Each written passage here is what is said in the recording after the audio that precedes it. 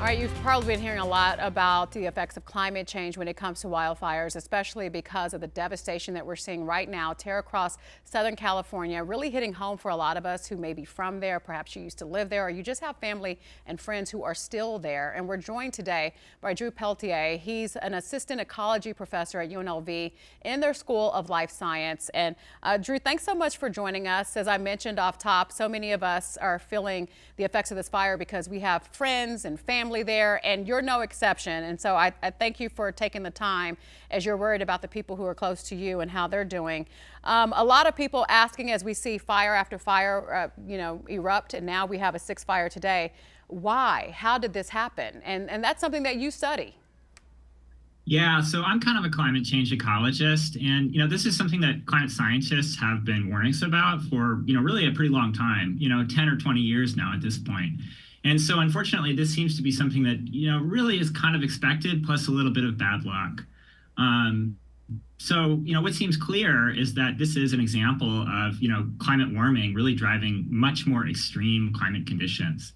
And so particularly in Southern California, if you remember, we've had 2 decades of drought. And then in 2022 and 2023, we had this period of like 9 atmospheric rivers that landed in the period of about 3 weeks. So some people are calling this hydroclimate whiplash, but it's this basically more extreme weather that we're experiencing all across the Western United States. Right, and there have been, debates about if climate change exists or not. As someone who studies it, we know that that it exists through the science. Talk about that to people who may be thinking that, climate change is something that we have to worry about in a land far away or many, many years from now. We're seeing the effects, you say, right now in real time. Yeah, I mean, that's pretty clear. Carbon emissions are driving warming all over the Earth. And so as a consequence of that, the atmosphere holds more moisture, but it also dries the land surface much more quickly. And so we have more frequent drought conditions, as we've already seen, but we also have more extreme storms. And so all of that has meant that right now there are lots of drought-stressed trees and vegetation on the landscape that are really just kind of ready to burn. And we have longer fire seasons because it stays warmer longer. And so, if you add just a little bit of extreme wind, like they've had in Los Angeles, to that kind of mixture, what you get is really extreme fire behavior that there's really not much that we can do about except for wait. Is there anything that we can do now and into the future so that we see less of this?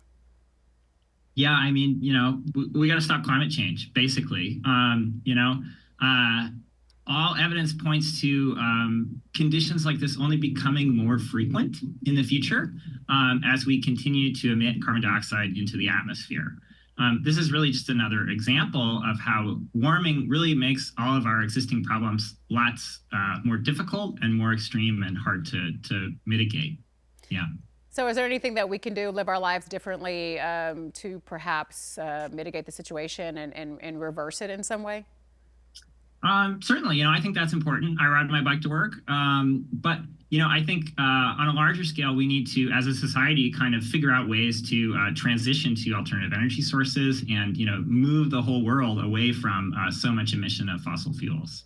Because all of those things are going to make all of these issues, wildfire, drought, water availability and resources for, our agriculture and urban centers much, much more difficult in the future. All right, Drew Peltier, for us, an assistant ecology professor at UNLV. Thank you so much for just lending your time to us. And I understand that, you have some friends there that you're worried about as well, and we wish them the best. Thank you so much. Thank you. I appreciate it. Well, News 3, always your weather authority.